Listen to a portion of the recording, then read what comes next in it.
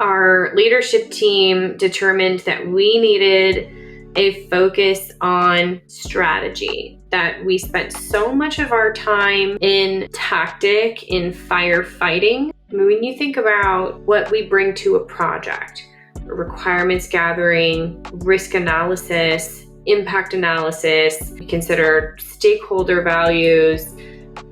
Imagine that on a strategic level. Welcome to Inside Business Analysis. I'm your host, Tanda Jacobs, and today I am joined with Kathleen Schwaber. How are you doing today, Kathleen? I'm great, thank you. How are you, Tando? I'm doing well, thank you very much. First of all, thank you for coming on to the show today, and I'm really excited about this conversation. Well, thank you for the opportunity. You are officially my first podcast interview. Yeah, awesome. That's exciting to hear. So for those who are listening, could you please give us a brief introduction into who you are and what you do? Sure.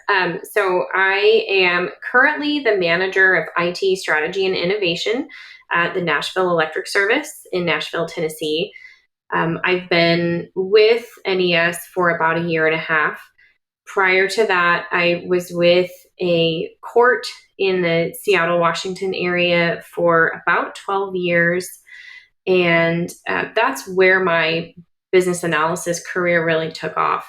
I started there as a court clerk, just an administrative function, and had an opportunity to join a project team that was going to be transforming our court management application. And so in that space, I kind of inherited a title of business analyst. And that was a really exciting journey because it exposed me to a different way of looking at things, looking at the holistic picture, being able to solve problems rather than just kind of complain about them on the end user side. And it opened some doors to me that I didn't know existed. It set me on a path to find what I really love and what I think I'm really good at. And so it's been a fun journey to know that there is a job for the nosy people like me that ask lots of questions and just have this hunger to know more. It's been really challenging and exciting to grow in this space. And then when we moved across the US a year and a half ago, it was an opportunity for me to learn that business analysis was a real job. I had existed for so long thinking it was just a title they gave the work I was doing at the court. And I was really nervous to go on the job market and try to do that for somebody else, and suffered from a bit of imposter syndrome along the way. But it was through that change, that big move we made, where I got connected to the BA community. I sat for my CBAP exam. I attended conferences and webinars and connected with other great business analysis professionals. And there's this whole world that I did not know existed. So it has been a really kind of explosive last year and a half, just growing in that space and then helping others grow in that space too. That sounds like a very exciting journey you've had. I'll be honest, you're probably the first person who I've come across who went into business analysis from being a court clerk. I feel like that's a very unique position to have been in, to be able to make that transition.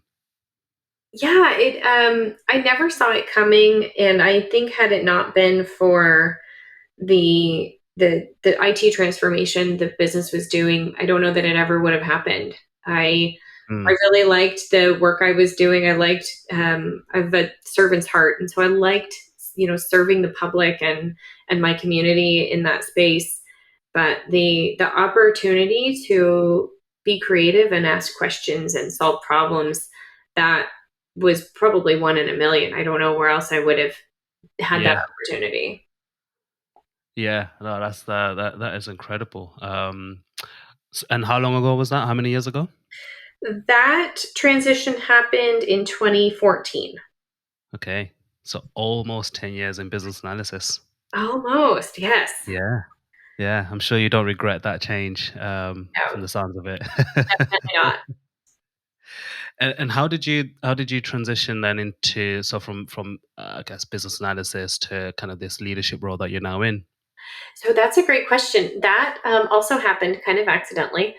Um, I feel like even going back to college, it's been a very kind of accidental shift over the years.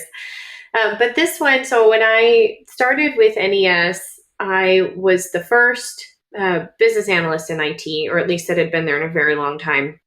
And I was a team of one. And I kind of did not have a roadmap. There was not an instruction manual or any processes. And I learned after getting there that my task was to build something, to bring business analysis to my organization, to create a framework, to create standard procedures and templates, and bring some more order and intentionality to our project management process. And so that led us to grow our team. I started to show value of BA services and was able to bring in two team members within the first year. And then in the spring of last year, our leadership team determined that we needed a focus on strategy, that we spent so much of our time in tactic, in firefighting, um, Mm. and our team really wanted to grow and to challenge ourselves and to innovate, but didn't have time to do it with all of the firefighting. We want fireproof buildings, but we had no time to build them, and so we stood up a team.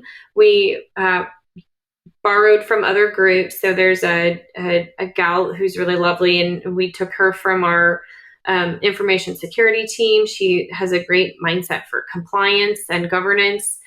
And then I came on board in this role, and we brought the BAs with us. And part of that was because I didn't want to let them go. I thought I still have so much work to do getting that framework up and building their future, that I didn't want to leave it to anybody else. I wasn't done with it yet. So they are along for the ride.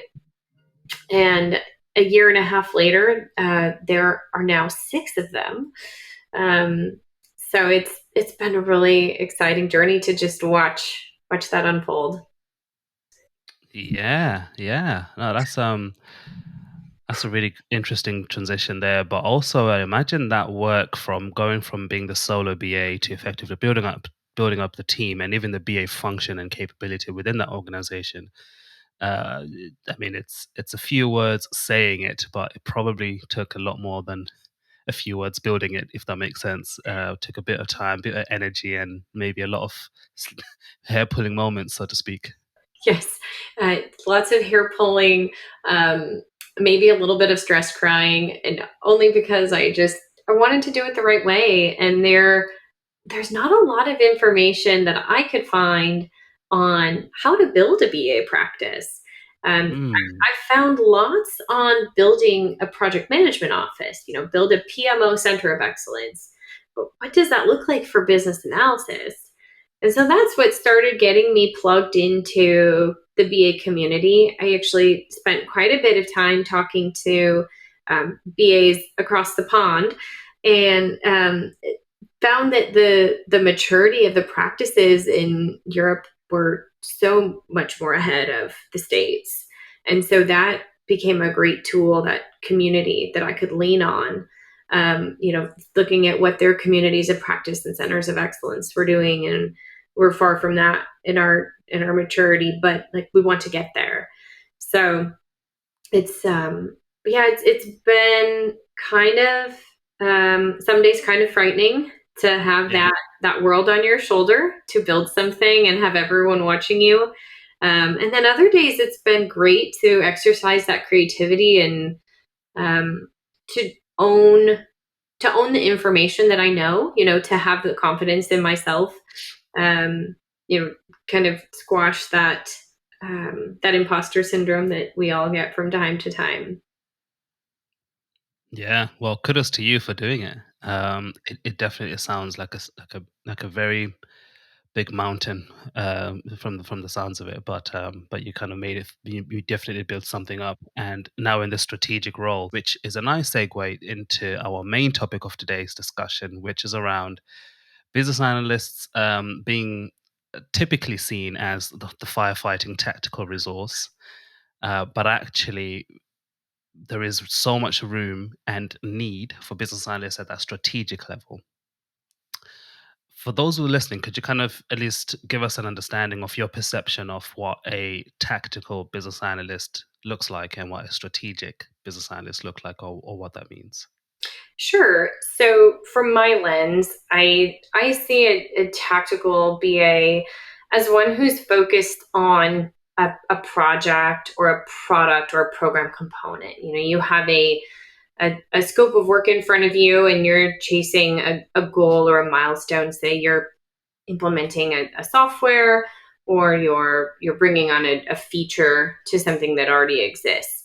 And so that mindset is to get this up, to get it live. The strategic BA, I see as focused on the big picture. So even in that project space, yes, let's get our goal, let's get our milestone. However, how does that fit holistically? How does that tie into our organization's mission statement or the vision we have for our organization? How does this take us out of this moment and into the long term, or get us leapfrogged to the next one? Hmm. Is this difference one of hierarchy? And by that I mean, for example, a junior slash mid level BA would then be positioned at the tactical level, and then a senior lead BA is then positioned as strategic, or are these two different things that don't really matter? I think it would depend on primarily the organization and I think the BAs. I think that you may have talent that just has a natural ability to focus one way or the other. Mhm. Some people have a natural tendency to focus much more on the details. That's where they are more successful or where they prefer to be. And others are really big picture. And so I think leveraging the strengths of your team where you need them would be probably what I would lean to first. But seniority definitely has an impact. You could make the assumption that somebody with more experience in a field or at a company um, has more of the big picture information available to them. But depending on their mindset, they may not be pulling it in and thinking of that holistically. Yeah, that's actually a very good point that you touch on about the approach as business analysts, because I think business analysis is one of those skill sets that you could either be the type of BA who likes to go a mile deep or a mile wide, and it just depends on what your affinity really is. But I guess sometimes it's hard to even know where you stand because you are what you are, if that makes sense. Yes. And you just like what you like. So how does, for example, how would I know where I like to sit? Any tips for me to then figure out whether I'm more tactically minded or whether I'm more strategically minded? Well, that's a good question. So I guess I could give examples for myself because did not I did not initially see myself as a strategic person. And Mm, when I was approached by my leaders to take on this role, I initially thought, "Gosh, why me? I'm not a strategic person." And I even had conversations with some of my mentors of what do they see in me that I don't see? And it kind of, I think, boiled down to how I ask questions about the world or our internal world. We could have a project in front of us where we're defining scope, and my lens tends to be toward the people, the relationship side of things, and so it's okay, we have this project here that is for our engineers, but how does this affect our crews in the field? How does this affect our customer service who funnels the work to the engineers? And I think it's that mile wide perspective that you mentioned.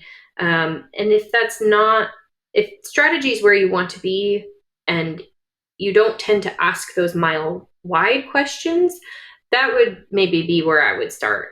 Of Mm. before you do your deep dive, do your wide scan and see what other sides you haven't looked at yet. Yeah, yeah, no, absolutely. I think it's almost implied, isn't it, that business analysts would be strategically thinkers because we do when we are looking at a problem, even if maybe we prefer to be one way or the other, as in into the details or kind of having a wider lens, we're still the kind of people to want to really understand the wider picture of impact and scope and all the rest of it. But even though we have got this strategic superpower, should I say, in our arsenal, most of the times companies still treat us or see us only as the firefighters effectively, that tactical resource. You're only doing work on a specific project or a component of an organization, to use a word. What why do you think that there is that driving force there, that BAs are only really utilized as the tactical team members rather than strategic? Yeah, I that is a great question, and I have given that some thought because, as you pointed out, I really think that BAs have a strategic mindset. They are so much a big picture thinker. You have to be to to capture the requirements the way that we do, to do the traceability that we do, that is so important to our success. And so, trying to think of why we're perceived as tactical, I think it's because of our tendency to be engaged on projects. And I think that in my experience, part of it is that we're engaged late. Mm, It's, oh, we've gotten a little bit into this, but we've hit a snag and we really could use your expertise here. And so you do a great job fighting the fires of joining these projects. Very often, you're joining them late. And so then they keep doing that. That's oh, we'll bring the BA and we have this project or we have this problem. But I don't know that in my experience we are involved early enough. Perhaps back before the business case is even made, we have an idea, right? And where do we take this idea and how does it impact our business? I think the other thing that could be maybe not true everywhere, but for me, having a solid understanding of what my organization's mission and vision are. mm, Um, I've worked for organizations that have a mission statement framed on the wall, and it may be clear in its words what the mission is, but how are we getting there? And mm. does the mission ever change? And I think if we allow our teams, our BAs specifically, to understand that mission, then they have more context. They can consider that in other efforts and start to demonstrate their strategic value and maybe get pulled in at different opportunities. Yeah, yeah, and just on that point, how would you advise beers to begin? Because most of the times the mission statement is very vague, or it's very lofty, should I say, loftily written. Mhm. That you're kind of trying to figure out, well, what does that actually then mean for what we're doing in our component, so to speak? Because it's sometimes it's so, we want to be number one in the marketplace for X, Y, Z. And it's just like, okay, that's great, but I don't know what that has to do with the CRM system that we're putting in place, Mhm. kind of thing. So how do you begin to make that, to connect the dots effectively from that high level picture? And again, I think as BAs we can be naturally strategic thinkers, but sometimes it is about exposure, and maybe we've only been exposed to a certain level that we're finding it hard to connect the dots between where we are in the organization to this very strategic high level perspective. I think the first thing I would recommend is finding an advocate. And Mm, I think that we all have mentors in the workplace, people that we connect easily with who will champion for us. Find that person and then ask questions. And that's really what we're so good at is the probing questions, the comfortable questions that get us the uncomfortable responses, and try to understand. I have a mission statement. Okay, what does that mean for me? How does my team help deliver that mission? What are we trying to do to get there? Do we have a strategic plan? What does our 2-year plan look like? And that's something that I've started to do these last 6 months is talk to different leaders in the organization and ask, what is our strategy? Do we mm, have a strategic plan? How are we going to get there? And just kind of even talk casually about, well, what is your vision for the organization? How do you think I fit? What do you want to see come to us in the next several years? And just work at it casually. That I think that has been my greatest success is to I call it quietly influence, and you just mm. just build relationships and connect with people. Don't put on a high pressure sales pitch, and try to understand what drives others. Why are they here? What do they do?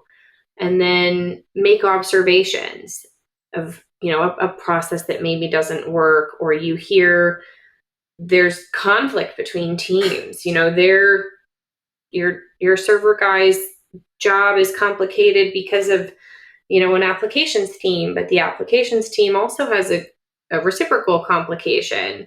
Let's figure out what those are. Where can we gain some efficiency? And those little wins, even those tweaks to a communication plan that can create that efficiency that they're looking for, then that's, oh, well, that BA helped me on this thing here that was not a project. Maybe they can help with something else. Yeah, yeah, totally agree with that. And there's two things that I'm thinking about here, and I wonder what your thoughts are on this. And that is, there's there is the technical side, and then there's the business side. And by that I mean you could kind of say to yourself, well, if I understand the technical landscape at this strategic level and how things fit together and what that looks like at a higher level, rather than just this little component that I'm looking at in the project, then that may help me to understand this kind of strategic perspective. But on the other hand, there's obviously the business component of actually just understanding the organization's strategy and objectives and all the rest of it. Is there an element of then tagging on this technical bit, or is that not quite what this is about? I think it would depend on the structure of the BA practice. Mm, I know that some organizations really have a defined business business analyst and then a technical business analyst. It's been my experience that for the BA roles I've had, that they really are business focused, but mhm. their org chart has them in IT. And so Yeah. it's one foot in each door. And if you're talking about the business and the technology strategies aligning and and making sure that the the tactics we're implementing support both, I think it's a great place to be with one foot in each door. It does mean that you are working so much harder to understand both sides when you have two roles to play. But I think what it also does is it enables a coming together of the business and the tech, and that line in the sand can really be an impediment to progress. when, the tech team is tech focused, they're Mm. missing satisfying that business value. And likewise, the business is focused on what they need to run the business. They're not necessarily considering the implications to the technical team that will then have to support this long term. Mm. So having somebody sit, between or on both sides, is a great opportunity to keep that alignment to the strategy. I think that in itself is strategic. Very, very good point there. Um, so thinking slightly from the other side's perspective now regarding, say, senior leaders in the organization or even the organization at large,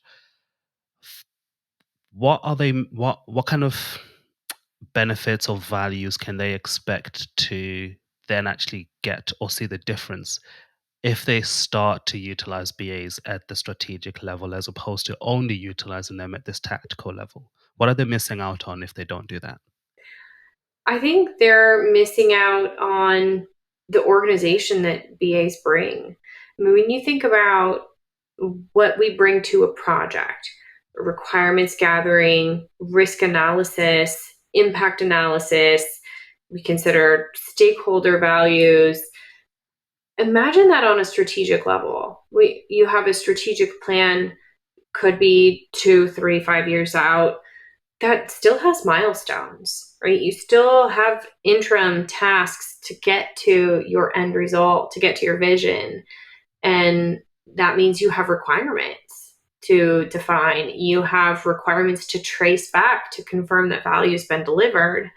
So I think that the skills translate really beautifully to strategy, but I sometimes feel when we're talking about being strategic or defining a strategy, it feels a bit theoretical. And to put some concrete tasks and structure to that, I don't know is the first intuition. It's we're gonna set a vision and then we'll see how we get there and we'll know if we're tracking to it, but do you really know? And how many of us reach our strategic plans and realize that that outcome? How far off track do we get along the way? So I think that's where Mm. I think the BA can provide that framework, just scale what we already do with a different lens. Mm. Mm. And let's say there is a BA manager or a senior BA, whatever the title is, listening to this right now, and they're thinking to themselves, they'd love to, change the mindsets of their leaders in their organizations in order to involve them early, as we've said. So rather than waiting until the project is halfway, we involve them early, even before we pick the projects we're going to be working on, kind of situation, and therefore they are being given the room to work at this strategic level. How should they start to turn sort of their peers' minds around to allow them to do that effectively? I think it I think it takes just one opportunity. It's find your champion again. Um, if you don't have a seat at the table, ask how you can get one, even if it's to see, I guess, to your point about how do we know which projects we're going to do. A planning session like that, even if you're not at the table, ask for a recap. Can I Mm. understand the context of that decision? Find someone who is willing to hear your perspective.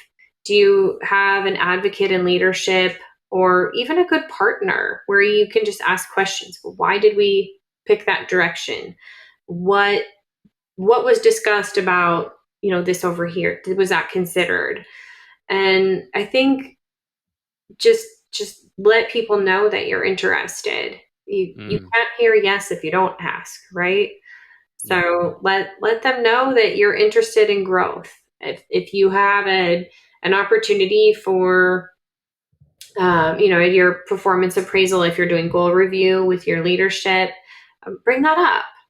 I want to develop into a more strategic role. I want to help make sure we achieve our mission, execute our vision, and make it about how you can serve the business rather than, I want to develop as a better strategist. I want to help the business realize their strategy. Yeah. And I think I have ideas to contribute to that. How can I help contribute more in this Yeah. space? Yeah. Yeah. Yeah. Very, very key. Very key to work with people as well. Almost the people will open doors for you to then put yourself in that position. And so let's say I've done that. I'm now in a position where they said, "Okay, great. We hear what you have to offer, Tando, and we're giving you this opportunity to do this for us." Practically speaking, is it is the approach the same? I know you touched on this earlier around the skill of business analysis around stakeholder engagement and requirement solicitation and management, etc. Is it literally the same approach as I would take when I'm on a project, or is there nuance to it now that I'm working at a strategic level? Is there a slight different way that maybe I utilize my tools and techniques, or maybe the specific tools and techniques that are very useful at this level? Can you touch on practically what that then looks like? Sure. So I'll caveat with this is still a new space for me. And I try to do a lot of reading and listening to what others are doing because I know I have a lot to learn. Um, I think the way I operate in this strategic realm with my company is relatively similar to how I've always operated. I think the key difference for me is honestly that I listen more. I Mm, do less talking. I've tried to implement more of the awkward pause and the intentional silence. Let the talkers continue to talk and then use that time to evaluate who in the room is not saying anything. Do I need to go talk mm, to them offline? Do I need to probe them for an idea or a conversation point? But because the strategy space is new for me, at least in this transition period, I'm trying to listen more so that I can learn more about the big picture. Coming up, from, you know, a firefighter role to more of a management role, um, I have more information available than I had previously. I'm in different conversations. I'm working more closely with different teams. And so trying to remind myself, humble myself that I really don't know a lot and that mm. I need to listen more because the strategy keeps unfolding. My stakeholder map keeps growing and the what's important to them, I see that differently now from the new seat I'm in. So I think more active listening has been the biggest shift for me. Less solutioning at this point. And that's a very key mindset shift, I feel, because as you've said, from sometimes most of the times at the tactical level, anyhow, working on projects. First of all, sometimes the solution is already defined for us, so we don't realize maybe that we're solutionizing in our approach because there is already a solution in place or in mind for the project. So it's actually a key point that you touch on about at this level. Don't think what's the solution yet. Just try Mhm. to understand the landscape. But the point around active listening is actually very powerful because uh, uh, uh, I'm imagining that at this level, even if the senior stakeholders are in the room and they're also talking about strategy, it might still be, as you said, unfolding. So everyone is still trying to figure out what it is, but because it's we're looking at an organization wide situation or landscape that may take some time. So, and I imagine there's an element of patience as well in there to kind of say, you know what, it's okay to be in the unknown for a certain period of time until this picture starts to really come to life, as opposed to a project where you're almost running to meet the deadline, so to speak. That's such an interesting point that you brought up about patience, and that also has been an area of growth for me because I really love getting to the end. I like the process, but I really love the outcome. I love seeing, a satisfied customer or, cleaning my house. I want the clean house. So I rush Yeah. through the process to get it clean. And strategy is it requires patience. And that has been a good growth opportunity for me too, to not just listen, but to be okay with slow or no progress for a period of time. Hmm. What previously I would have called churn, the conversations for the sake of conversations and rehashing things, that doesn't help you in a tactical setting, right? You have to Mm. get to the end. Your time is fixed, your money is fixed, your scope is fixed. We just need to go.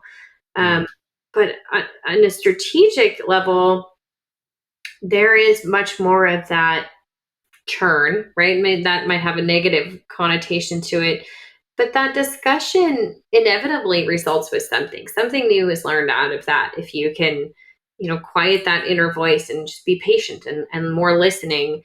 But that has definitely been something I've noticed, that now being on the other side, um, it's okay. I get why things move so slow, and I have respect for why sometimes the progress is not visible. We Yeah. are doing something. It may not have an output yet, but we're getting there. And so Yeah. been that's been kind of eye opening in this new space. Yeah. I can imagine. I can imagine. And yeah, I can only imagine that the bigger the organization is, then the longer this period of churn then becomes, and yeah, it just becomes such a huge monolith to just try and go through that. Quite a lot of patience may be required there. Yeah, So. monolith is a great word for it. So coming back to your team of business analysts that you've now kind of positioned in this space in your organization, how are you utilizing them in support of your role then to kind of unpack what the strategy looks like? So that's a great question.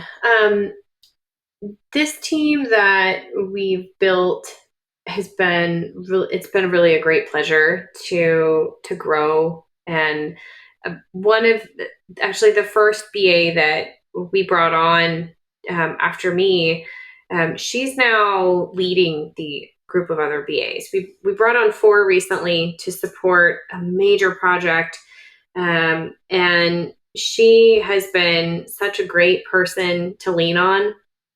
I have learned over the years that I am not great at delegating. I I'm not good at sharing, and it's because I'm a perfectionist. And Mm. so transitioning to a leadership role has really changed what my day-to-day priorities are. My first is to my team, to make sure they're set up for success. Um, and to set them up for success means I have to acknowledge when I'm not the best person to do the day to day. And so we have this wonderful lead BA who has taken quite a liking to this leadership role. And so I'm challenging myself to delegate more to her, and to then allow her to spread her wings a little bit. And so that whether strategic or not, I think it's been a good opportunity for me to grow, to learn to share and to trust others. And then also to I get so much pleasure out of watching others develop. I see it with my children too. Like when you see that you're helping somebody grow, that they're passionate about what they're doing, that they come to work and they like being there and they want more, they're hungry for more development. There is nothing more satisfying than that. And so Yeah. of any opportunity I've had, my favorite is to mentor and lead this team. And that, that's why I just couldn't give them up. I hope I don't have to. And that's part of my selfish mission to promote business analysis as strategic, because when I first wanted to keep them with me, I was told by a few people, well, that'll work for now, but we see them as tactical, and so we'll have to think about where they fit long term. And I thought to myself, I said, I totally disagree with that, and I'm going to prove that that's not accurate. So Mm. that's my personal mission, is show the strategic value of business analysis. Oh, 100%. Yeah, no, I love that. I love that completely. And I hope the team appreciate you for doing so. Because I feel, as BAs, if we are given the opportunity to work at the strategic level, as you've said, our skill sets we can really reap some good rewards for the organizations, but also allow us to then do our jobs even much better, because we now have this very high level perspective of understanding what's happening at the strategic level. And even if we are to work at a tactical level, the strategic understanding is there to be able to link what's going on in the tactical space back to the strategic objectives of the organization. So I think it's just a really great thing that you're doing. Um, so, Kathleen, it has been a pleasure talking to you today. I've really, really enjoyed our conversation. I've got three questions before I come to a Okay. full close. Um, the first question is for people who are listening to you and love everything that you're doing and would love to pick your brain about anything business analysis or strategy or leading a team of BAs. How can they best be in touch with you and connect with you? The best way to connect is via LinkedIn. I check that fairly often and love connecting with all sorts of people online. So I'd love to have anyone reach out. Awesome. I'll put your LinkedIn URL in the show notes so people can click on that as well. The second question I've got is, I did see on your LinkedIn recently you posted something that you've started something called Tailor Made Services. Yes. Do you mind just briefly touching on what that is? Sure. So that is a little consulting shop that my husband and I opened over the summer. And it was born out of a friend's need. She started her own business and wanted some consulting help. And we thought, okay, well, I guess now is as good a time as any to go legit and, pay our taxes and take our credit professionally. And so we opened a business together and just wrapped up our deliverables to her and thought it would be a good chance to share that with the world. So we do. He's a director of project management, so we collaborate a lot behind the scenes on regular work stuff. Mm, So it was a natural fit, but we bring project management, business consulting, and then um, we also both love mentorship, and so mm. resume and career growth. We'd love to help people with that too. It is totally a side business at this point, because we do both have full-time jobs and we're raising four lovely children, so there's a lot already on the schedule, but we hope to see it grow over time. Sounds exciting. Yes, very. Yeah, sounds exciting. Well, good luck with that. All the best with that, and maybe in a future episode, I'll be speaking to the both of you about that journey and Okay. seeing where you've gone to. That'd be interesting. Um, and the final question is there anything that you would love to leave the listeners with based on the conversation that we've had today? Any final remarks and thoughts? Oh, that's such a big question. Um, I think I mentioned it a few times in our conversation, Tando. I would just recommend that you find a mentor or an advocate, and use that as an opportunity to chase the path you want to be on. Find somebody who you're safe to be vulnerable with and ask questions you may not ask at the big table, and to just grow with. I think that it's an amazing opportunity to find somebody you can trust on that level. I know not everyone gets to that point. I've been fortunate to have a few over the years, and would just encourage encourage everyone to find that person and to ask them to, will you mentor me? Can you be a resource for me? Can you be that safe person that I can, grow with and use to help offset that imposter syndrome? Strong. Yeah. Very strong. I would definitely say mentoring has helped me immensely in my career journey. So 100% co-sign that. Well, Kathleen, it has been such a pleasure talking to you today. And thank you so much for being open and transparent about your experience, about your knowledge, and the work that you're doing. And I'm really, really, I've learned so much talking to you today, but I'm also really excited to see where your journey leads with these two hats that you're wearing, one being leading the strategic element of business analysis in your organization, and also the work that you're doing through tailor-made services. But yeah, I'm excited for you, but also I'm really happy that you came on the show today. Thank you so much for the opportunity. It's been great to talk to you, and I hope that your audience gets some value out of our conversation.